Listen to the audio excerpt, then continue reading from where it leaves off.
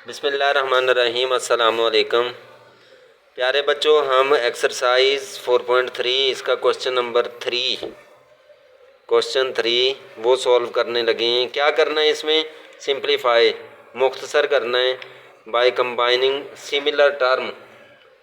तो similar term मुशाबे मकादीरे इसम इसे कहते हैं। ये होता क्या है, इनको जमा या तफरीक करके एक रकमी मिकदार इसम की शक्ल में लिखा जा सकता है। इसको जमा या तफरीक करने से एक शक्ल में लिखते हैं। इसको जो है वो कंबाइनिंग सिमिलर टर्म कहते हैं।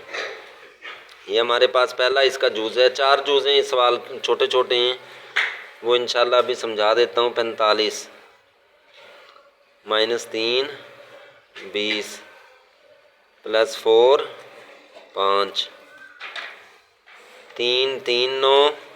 इसको सॉल्व करेंगे। इसको चलें, सॉल्यूशन शुरू कर दिया है। 45 इसके फैक्टर बना लेंगे। 3 3 9 9 5 45। फैक्टराइजेशन इसके आदाद जो है वो निकाल लिए। 2 2 4 4 5 20 +4 और जज़र 5 का जो है वो नहीं निकलते फैक्टर, इसलिए फैक्टराइजेशन नहीं होती, इसकी तज्ज़ी नहीं होती, इसलिए इसे वैसे ही रहने देंगे। अब अगले स्टेप में 3 की पावर 2 3 2 दफ़ा है, ये लिख लेंगे। और फिर 2 2 दफ़ा है और 5 +4 जज़र 5। ये इससे कैंसिल हो गया, ये इससे कैंसिल हो गया। तो 3 बाहर लिख देंगे, 5 अंदर। ये बाहर आके 3 2 6 हो जाएगा।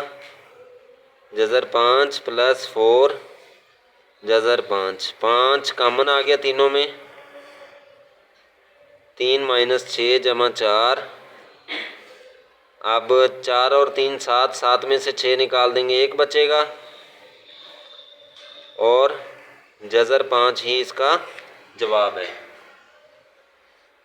तो अब इसका दूसरा जूज़ बहुत आसान है, वो भी ऐसे ही हल होना है। इसका दूसरा जूज़ वो भी रकम हम लिख लेंगे। 4 जज़र 12 +5 27 -3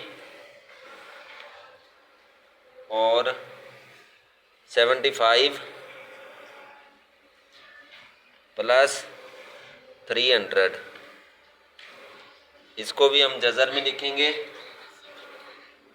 इसको हम जज़र में लिखेंगे। ये हमारे पास इस सॉल्यूशन लिखेंगे।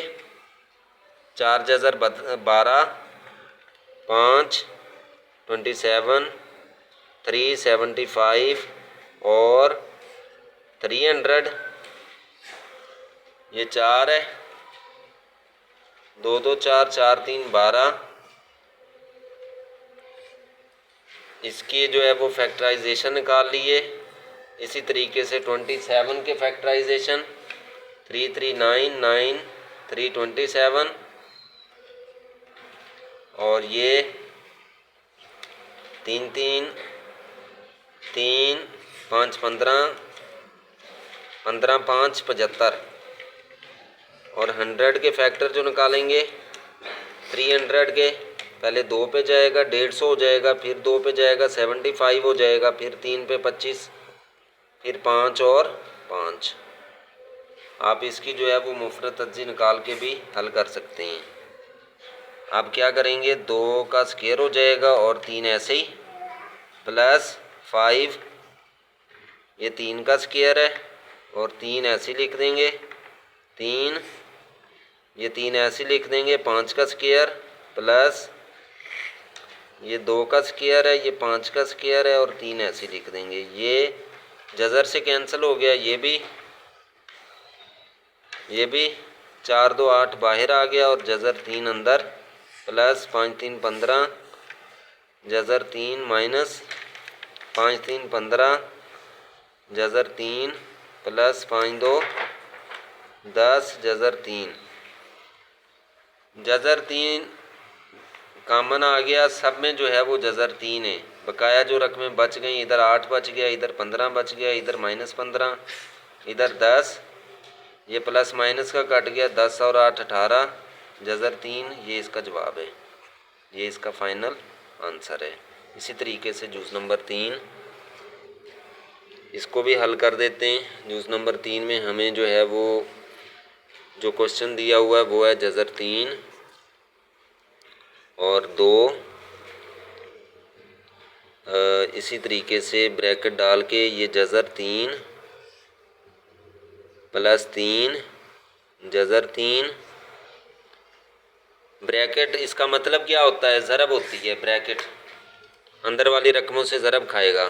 इसको पहले सलूशन में लिख लें, जज़र 3 2 जज़र 3 प्लस 3 जज़र 3 2 ऐसे ही आ जाएगा, 3 की जज़र का मुरब्बा, 3 3 से ज़रब खाएगा तो स्क्वायर आएगा, 3 ऐसे ही आ जाएगा, 3 की जज़र का मुरब्बा, मुरब्बा जज़र से कैंसिल, 3 2 6 प्लस ये इससे कैंसिल, 3 3 9 9 6 15, ये इसका जवाब है क्योंकि जज़रें कैंसिल हो गई। आखिरी और चौथा जूज़ जो है वो इसका है 2